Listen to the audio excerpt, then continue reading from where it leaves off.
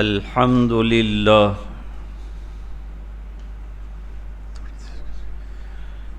الحمد لله وكفى وسلام على عباده الذين اصطفى خصوصا على أفضلهم وخاتم النبيين محمد الأمين وعلى آله وصحبه أجمعين أما بعد أعوذ بالله من الشيطان الرجيم بسم الله الرحمن الرحيم لن تنالوا البر حتى تنفقوا مما تحبون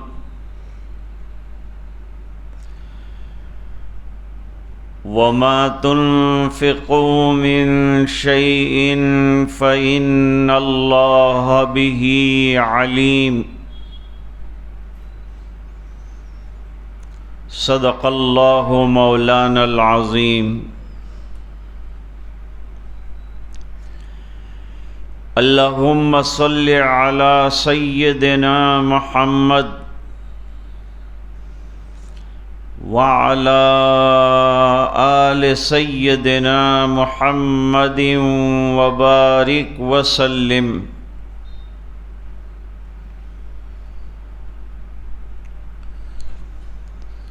بزرگوں اور دینی بھائیوں،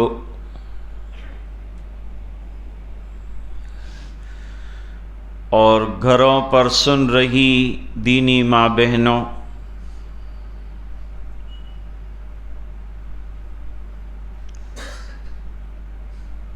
اللہ تعالیٰ نے ہمیں ایک ایسا دین عطا فرمایا ہے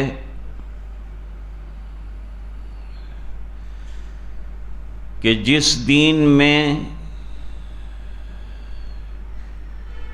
عمل کو بڑی اہمیت دی گئی،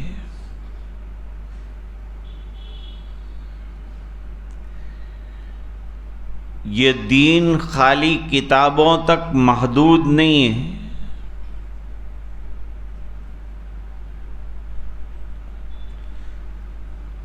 بلکہ یہ دین زندگیوں میں آنا چاہیے، عملی بننا چاہیے اور عمل میں اس کو لانا چاہیے۔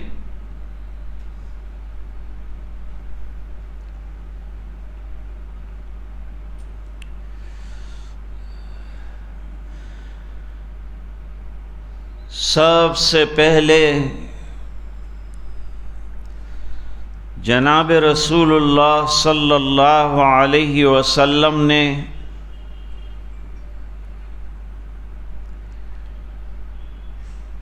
قرآن کریم کی ہر آیت پر عمل کر کے دکھلایا ہے،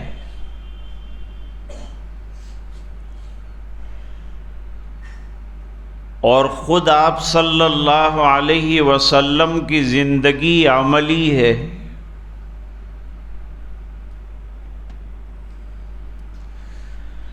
آپ نے صرف تقریریں نہیں کی، بلکہ زندگی میں آپ کی چاروں طرف عملی نمونے نظر آتے ہیں۔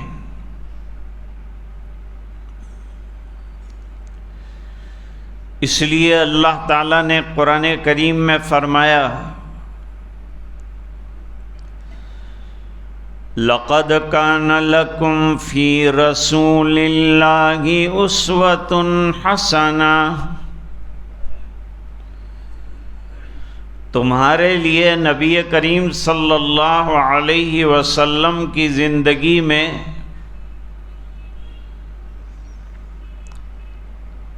عملی نمونے ہیں۔ کن لوگوں کے لیے عملی نمونے ہیں؟ لمن کان یرجو اللہ والیوم الآخر وذکر اللہ کثیرا،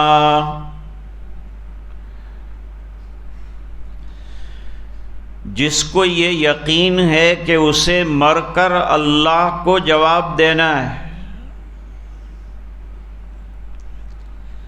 اور ایمان والوں کی اللہ سے ملاقات ہوگی، اللہ کا دیدار ہوگا۔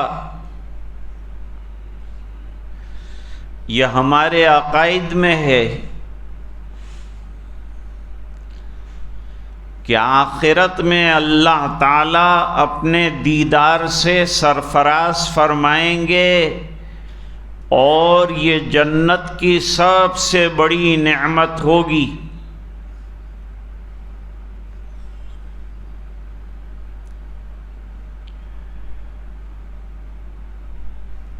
اب دو نمونے عملی حضور پاک صلی اللہ علیہ وسلم کی زندگی کے دیکھیے۔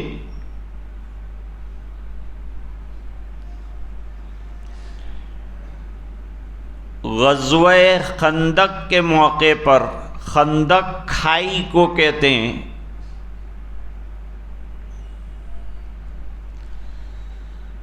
عرب میں اس طرح کھائی کھود کر دشمن کے درمیان دوری پیدا کرنے کا نظام نہیں تھا، وہ دو بدو لڑنے کے عادی تھے۔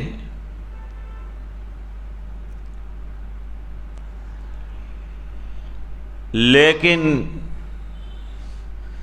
سلمان فارسی رضی اللہ تعالی عنہ نے عرض کیا کہ حضور ہمارے یہاں لڑنے کا ایک اور طریقہ بھی، دشمن کو روکنے کا ایک اور طریقہ بھی،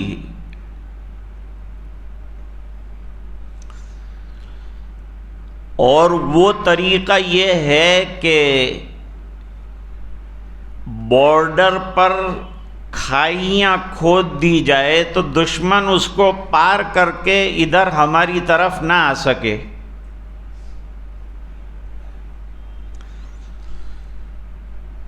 حضور پاک صلی اللہ علیہ وسلم نے اس طریقے کو پسند فرمایا اور نئی ٹیکنالوجی اپلائی کی۔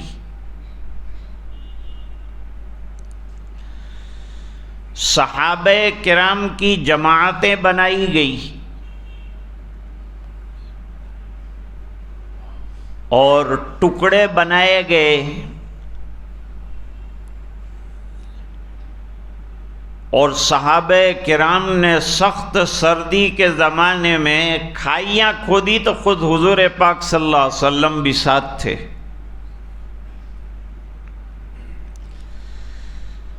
جیسے صحابہ کرام کھود رہے تھے کھائیاں، حضور پاک صلی اللہ علیہ وسلم بھی اس عمل میں شامل تھے۔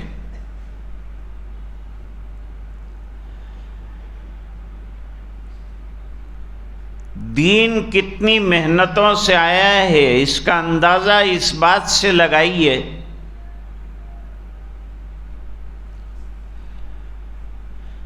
کہ صحابہ کرام کئی دن کے فاقوں کے ساتھ کھائیاں کھود رہے تھے دشمن سے بچاؤ کے لیے اور مقابلے کے لیے۔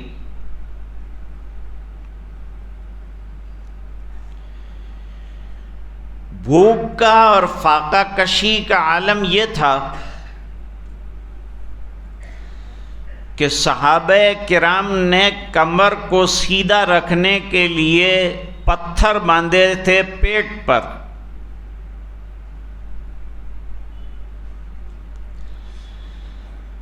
جب بھوک کی بے قراری برداشت نہ ہوئی تو آپ صلی اللہ علیہ وسلم کی خدمت میں حاضر ہوئے۔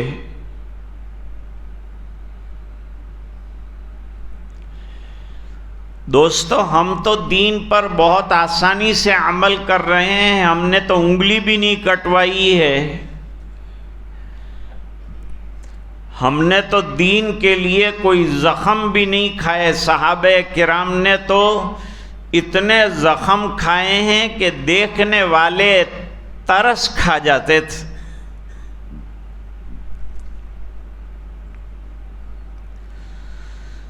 حضرت زبیر ابن عوام رضی اللہ تعالیٰ عنہ کے کندھے میں بڑے بڑے گڑھے پڑ گئے،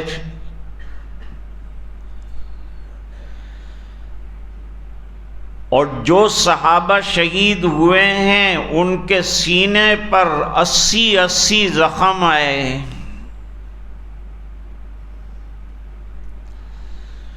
اتنے زخمی ہوئے کہ انگلی کے پوروے سے پہچانے جا سکتے تھے کہ یہ فلان صحابی ہیں جو شہید ہوئے ہیں۔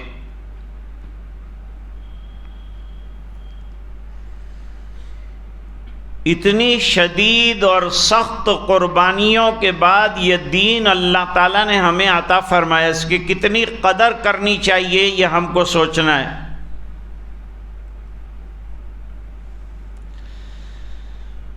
کہ بزرگوں نے جب اتنی قربانیاں دی ہیں، اتنی محنت کر کے دین کو پنپنے کے لیے سیدنا حسین رضی اللہ تعالی عنہ نے کتنی بڑی قربانی دی خاندان کے ساتھ، کہ نانا کے دین کو آنچ نہ آئے۔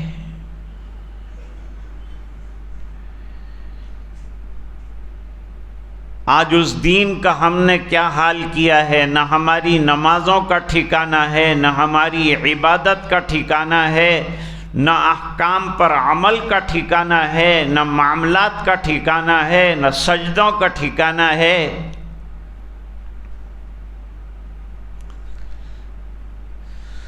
صحابہ کرام وہ تھے کہ جنگ کے میدانوں میں شاندار سجدے کرتے تھے اور اللہ قبول کر لیتے تھے۔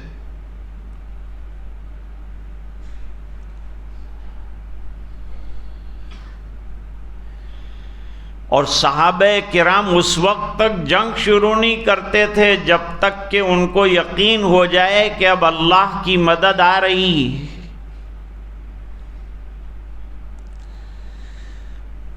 ایک صحابی کمانڈر نے کہا کہ جب تک میں حکم نہ دوں وہاں تک جو ہے لڑنا مت۔ لڑنا مقصد نہیں ہے، مقصد تو اعلاء دین ہے، فتنہ شرک کو فروغ کرنا ہے۔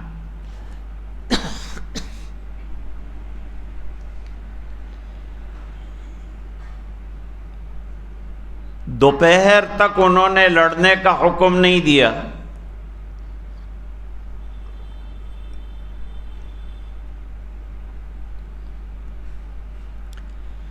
اور جب دوپہر ہو گئی تو اچانک کہا کہ اب لڑو۔ لڑے اور خود بھی جام شہادت نوش کیا۔ اس سے پہلے صحابہ کرام نے پوچھا تھا کہ حضرت لڑنے کی اجازت کیوں نہیں دیکھ رہے تھے؟ کہ میں آسمان کی طرف دیکھ رہا تھا کہ فرشتوں کی مدد آ رہی ہے کہ نہیں۔ جب مدد آئی تب میں نے لڑنے کے لیے کہا۔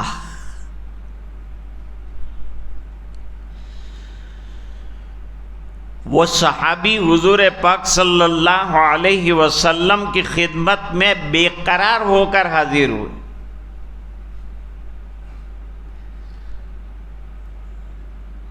اور بولے کچھ بھی نہیں، عملی طور پر اپنے پیٹ سے چادر ہٹائی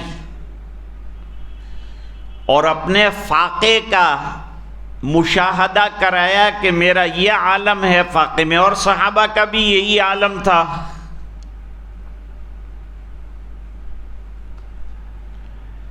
حضور پاک صلی اللہ علیہ وسلم مسکرائے اور آپ نے اپنے شکم اطہر سے چادر مبارک ہٹائی، اور عالم یہ تھا کہ حضور پاک صلی اللہ علیہ وسلم کے شکم اطہر پر 2 پتھر بندھے ہوئے ہیں۔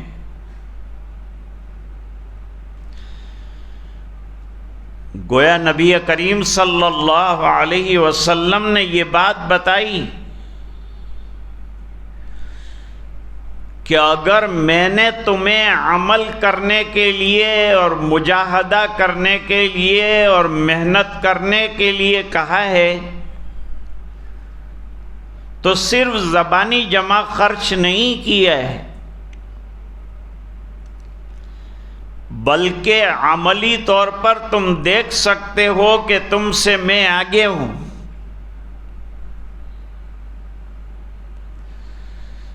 تہجد میں حضور پاک صلی اللہ علیہ وسلم کھڑے ہوئے، ایک صحابی پیچھے کھڑے ہو گئے۔ تہجد کی بڑی فضیلت ہے اور نفلی نمازوں میں اعلیٰ درجے کی نماز تہجد کی نماز ہے، جو رات دیر گئے پڑھی جاتی ہے اور نیند سے اٹھ کر پڑھی جاتی ہے،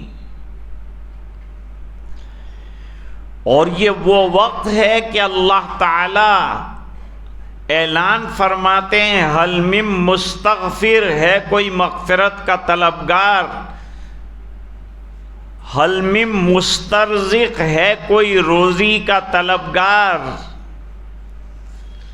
کہ جو مانگے میں اسے عطا کر دوں، میں دینے کے لیے تیار ہوں، تم لینے کے لیے تیار ہو جاؤ۔ لیکن جو بیچارے ضرورت مند ہیں وہ آرام سے سو رہے ہیں اور دینے والا اعلان کر رہا ہے، کتنی بے رخی ہے ہماری۔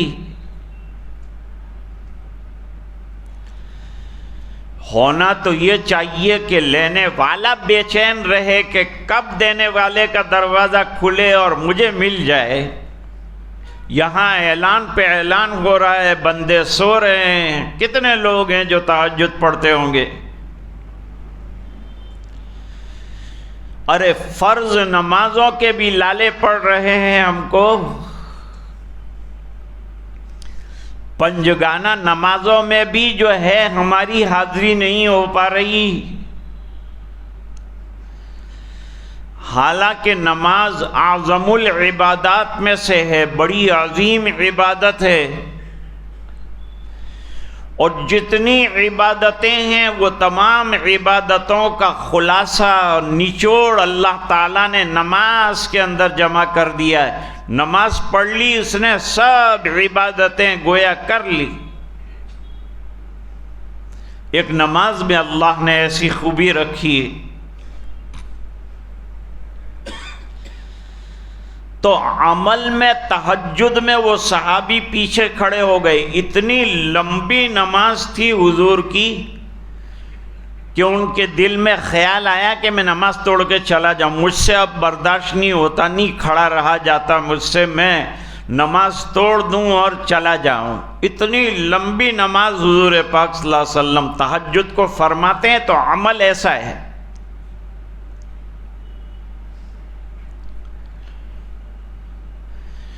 مدینے میں ذرا سی گھبراہٹ ہوئی، رات کا وقت تھا، کچھ شور شرابہ ہوا، صحابہ کرام باہر نکل آئے، راستوں پر نکل آئے، چوراہوں پر نکل آئے، یہ دیکھ کر حضور پاک صلی اللہ علیہ وسلم بھی اپنے حجرے سے نکلے،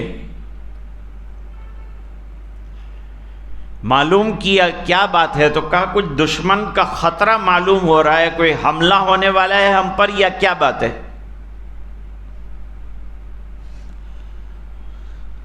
تو آپ صلی اللہ علیہ وسلم نے فرمایا گھبرانے کی کوئی ضرورت نہیں ہے، آپ چاہتے تو حضرت ابو بکر کو بھیجتے، حضرت عمر کو بھیجتے، حضرت علی کو بھیجتے، جاؤ بارڈر چیک کر کے آؤ مدینے کی، لیکن حضور پاک صلی اللہ علیہ وسلم نے ایک صحابی سے گھوڑا مانگا، چونکہ پیدل نکلے تھے گھر سے، سب سے کہا مکانکم مکانکم، تم اپنی جگہ رہو، تم اپنی جگہ کھڑے رہو، انتظار کرو، میں ابھی آیا۔ رات کا سناٹا، رات کا اندھیرا، دشمنوں کا خطرہ، یہودیوں کا خطرہ، منافقوں کا خطرہ، لیکن نبی کریم صلی اللہ علیہ وسلم کی صفات میں چند باتیں بیان کی گئی ہیں۔ آپ اجود الناس ہیں، لوگوں میں سب سے زیادہ سخی آپ ہیں۔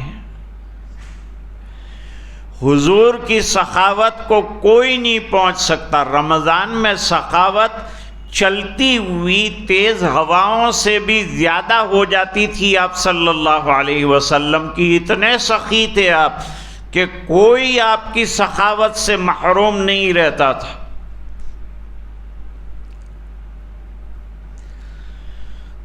دوسری صفت حضور پاک صلی اللہ علیہ وسلم کی اشجع الناس، یعنی لوگوں میں سب سے زیادہ بہادر۔ خالی بہادری کی تقریر کر کے گھر نہیں بیٹھ جاتے ہیں۔ جیسے دنیا کے لیڈران بڑی بڑی تقریریں کرتے ہیں، لوگوں کو بارڈر پر بھیج کر اپنی جان قربان کرنے کے لیے کہتے ہیں، اور گھر میں اے سی کے اندر آرام سے بیٹھے ہوئے ہوتے ہیں۔ غریب کے جھونپڑے میں کیا ہو رہا ہے وہ بھی ان کو پتہ نہیں ہوتا۔ وہ کیا غریبوں کا بھلا کریں گے؟ جن کو غریبوں کے حال کا ہی پتہ نہیں ہے کہ ان کا حال کیا ہے اقتصادی اعتبار سے، وہ غریبوں کا کیا بھلا کر سکتے ہیں؟ حضور تو ایک ایک غریب کے حال کا خیال فرماتے تھے، اور یتیموں کا خیال کرتے تھے، اور بیواؤں کا خیال کرتے تھے، اور ضرورت مندوں کی ضرورتوں کو پورا کرنے کا نظام بناتے تھے۔ ایک جنگ میں آپ نے سب غنیمت کا مال تقسیم کر ڈالا، مال کچھ بھی نہیں ہے پاس، اور بدوی اور بدو قسم کے لوگوں نے جنگل میں پکڑ لیا، اور چادر کھینچی حضور پاک صلی اللہ علیہ وسلم کی زور سے کہ لاؤ ہم کو دو، سب کو دیا ہے تو ہم کو بھی دو۔ حضور نے فرمایا تم نے اتنی زور سے میری چادر کھینچی ہے کہ میرے گردن میں نشان بن گئے۔ صحابہ کہتے ہیں کہ حضور کی گردن میں نشان بن گیا وہ چادر کھینچنے کی وجہ سے۔ آپ درخت کی اوٹ میں کھڑے ہو گئے اور چادر مانگی کہ کم سے کم میری چادر تو مجھے دے دو۔ اور پھر اب سخاوت دیکھیے، حضور نے فرمایا یہ جنگل بھر کر اگر میرے پاس اس وقت بکریاں ہوتی، اس زمانے میں بکریاں ایک مال مانا جاتا تھا، اونٹ مال مانا جاتا تھا، گائے بیل مان مانے جاتے تھے۔ فرمایا کہ اگر میرے پاس یہ جنگل بھر کر بکریاں ہوتی تو میں وہ تمام بکریاں تم کو اسی وقت دے دیتا، اور تم مجھے نہ بزدل پاتے نہ بخیل پاتے۔ نبی بخیل بھی نہیں ہوتا، نبی بزدل بھی نہیں ہوتا۔ آپ صلی اللہ علیہ وسلم نے حضرت ابو طلحہ سے گھوڑا لے لیا اور سب صحابہ کرام کو اپنی جگہ برقرار رہنے کے لیے کہا،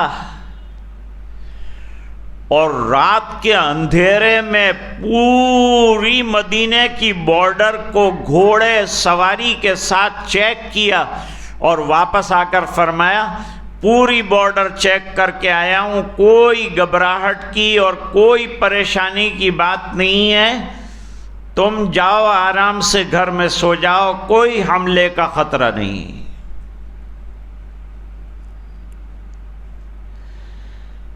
حدیث شریف میں ایک واقعہ بیان کیا ہے، ایک خاتون نے زیورات کی چوری کر لی۔ چوری یہ اسلام میں بڑا جرم ہے، اور حنفیہ کے یہاں 10 درہم کی مقدار کی چوری سے لے کر ہزاروں دراہیم کی چوری پر سیدھا ہاتھ پونچے سے کاٹا جائے گا۔ پھر وہ ہاتھ کو ٹھیک کرنے کا طریقہ بھی طبیبوں کے پاس ہوتا ہے۔ ہاتھ تو کٹ گیا لیکن یہ باقی رگیں خون بہا کر آدمی کو تباہی تک نہ پہنچائیں، اس کا طریقہ ہوتا ہے۔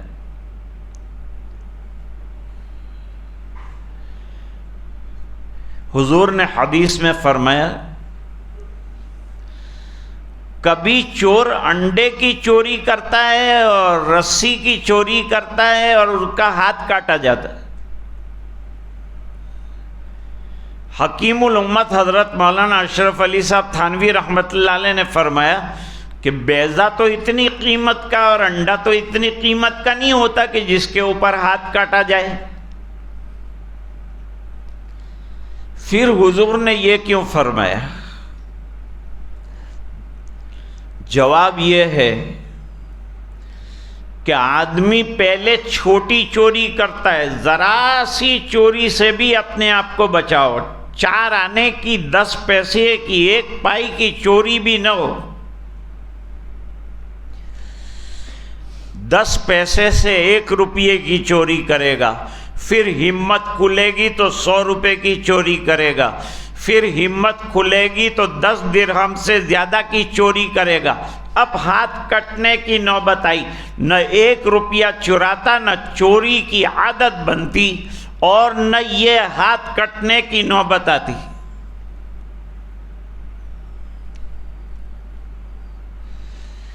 ایک خاتون تھی، نوجوان لڑکی۔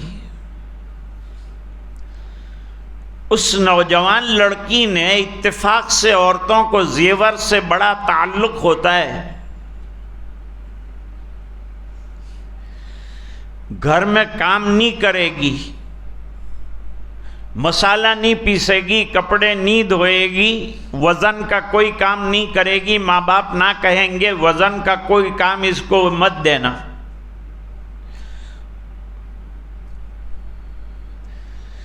اس کے گلے کے اندر 10 کلو کا سونے کا ہار لٹکا دے تو خوشی خوشی سے گھومے گی۔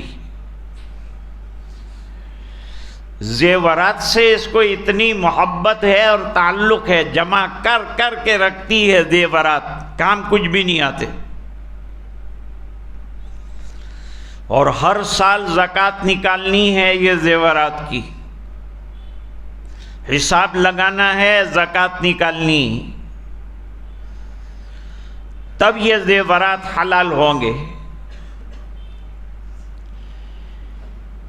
ایک خاتون سے غلطی ہو گئی، غلطی انسان سے ہوتی ہے، اس سے بھی ہو گئی، اور اس نے زیور چرایا، حضور کے یہاں کیس آیا ہے۔ آپ صلی اللہ علیہ وسلم نے شواہد مل جانے کے بعد، دلائل گواہ مل جانے کے بعد فیصلہ کیا یہ لڑکی کا ہاتھ کاٹا جائے گا۔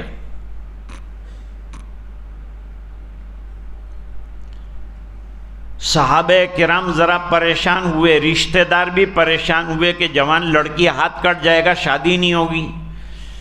لیکن کیسا معاشرہ تھا مدینہ منورہ میں کہ یہ ایک ہاتھ کٹی ہوئی لڑکی کی شادی ہوئی، اور حضور نے کئی مرتبہ اس کو مدد کی اور بار بار حضور کے گھر آتی تھی۔ اس خاتون کا نام فاطمہ مخزومیہ ہے۔ پہلے ہاتھ نہ کٹے اس کے لیے سفارش کے بارے میں سوچا کہ حضور سے سفارش کروائی جائے صلی اللہ علیہ وسلم، تاکہ ہاتھ نہ کٹے، کوئی اور سزا مل جائے۔ اسلام میں سزائیں طے ہونے کے بعد پھر نہ رشوت چلتی ہے نہ کسی کے واسطے چلتے ہیں۔ تو حضرت اسامہ ابن زید رضی اللہ تعالی عنہما وہ حضور کے بہت قریب تھے۔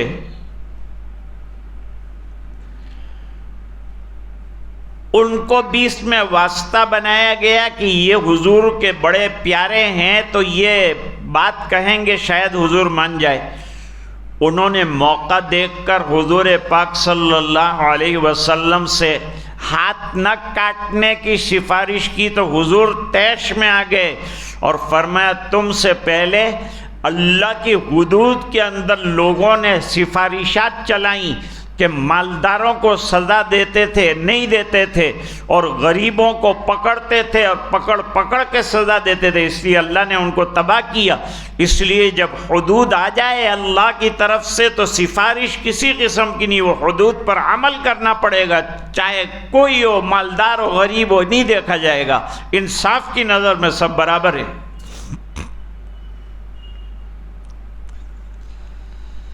فرماتے ہیں کہ ہاتھ کاٹا جائے گا فاطمہ مخزومیہ کا، اور سنو میری بات، یہ تو دوسری فاطمہ ہے، لیکن اسلام کا قانون عملی طور پر اتنا اٹل ہے کہ اگر یہ چوری میری لخت جگر اور نور نظر حضرت فاطمۃ الزہرا سے ہو جائے تب بھی اس کا باپ محمد اس کا ہاتھ کاٹنے میں دریغ نہیں کرے گا۔ یہ عملی تصویر پیش کی میں نے۔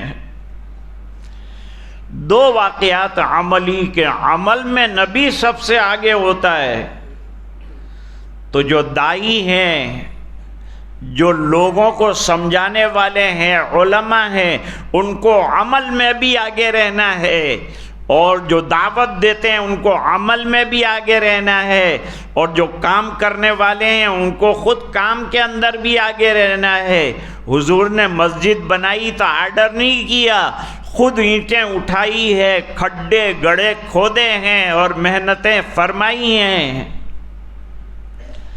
اور اس طرح سے حضور پاک صلی اللہ علیہ وسلم نے عملی نمونے لوگوں کے سامنے رکھ کر یہ بتایا کہ یہ دین سراپا عمل ہے، لہذا جو قرآن کہہ رہا ہے اس پر اپنی زندگی میں عمل ہونا چاہیے۔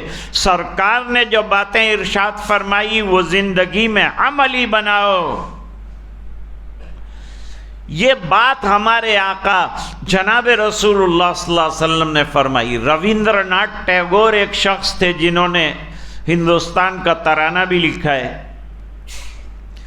انہوں نے ایک دھرم بنایا تھا، لیکن یہ دھرم پر چلنے والا کوئی نہیں تھا۔ کتاب کے اندر بہت خوبصورت مضامین لکھے تھے، یہاں کی اینٹ اور وہاں کا روڑا، اور یہ دین میں سے کچھ لیا اور وہ دین میں سے کچھ لیا، اور کچھ اپنے دماغ میں سے لیا اور کچھ دوسروں کے دماغ میں سے لیا، اور ایک دین اپنا بنایا کہ یہ دین سب سے اللہ کے دین سے اچھا کوئی دین ہی نہیں ہو سکتا۔ لیکن عمل کرنے والا کوئی نہیں۔ تو ایک بزرگ سے ملاقات ہوئی ان کی، کیا ان سے پوچھا کہ حضرت آپ تو کہتے تھے کہ میرا دین جتنے دین دنیا میں وہ سب کا خلاصہ ہے اور نچوڑ بنا کے میں نے پیش کیا ہے، لیکن آپ کا دین کہیں چلتا ہوا نظر نہیں آتا، بالکل ٹھپ ہے، خالی کتابوں کے اندر ہے، اس کی وجہ کیا ہے؟ تو انہوں نے کہا کہ اس کی وجہ یہ ہے کہ میں عملی نمونے نہیں تیار کر سکا، نہ خود کو عملاً پیش کر سکا، نہ میں نے عملی نمونے میرے پائے اور تیار کیے۔ حضور پاک صلی اللہ علیہ وسلم نے 1,24,000 عمل کے نمونے چھوڑے، اور اس کے بعد پوری امت کے سامنے بات رکھی ہے کہ اس طرح عمل کرو جیسے میرے صحابہ کرام نے عمل کیا تو یہ دین زندہ رہے گا۔ اللہ تعالیٰ یہ زندہ دین سے ہمیں وابستہ رکھے اور دینی زندگی گزارنے کی توفیق عطا فرمائے۔ وآخر دعوانا ان الحمد للہ رب العالمین۔